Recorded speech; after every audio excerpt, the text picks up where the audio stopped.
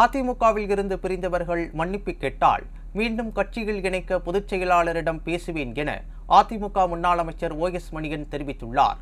மயிலாடுதுறையில் செய்தியாளர்களை சந்தித்த அவர், வாக்காளர் பட்டியல் சிறப்பு தீவிர திருத்த பணிகள் எந்தவித பாதிப்பையும் ஏற்படுத்தாது எனவும் தெரிவித்தார்.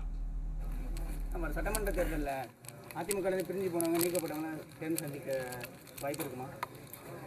மன்னிப்பு கேட்டு வரட்டும். பொதுச் செயலாளரிடத்தில் நாங்களும் பேசுகிறோம். SIR என்பது சிறப்பு தேர்தல் திருத்தம், அவ்வளவுதான். இது ஒன்றும் புதிதல்ல. 2026 நடைபெறுகிறது என்பதுதான் உண்மையை தவிர இது ஒன்றும் புதிதாக ஏதோ தேர்தல் ஆணையம் புதிதாக ஒரு கொள்கையை திணிப்பதாக இது கருத வேண்டாம்.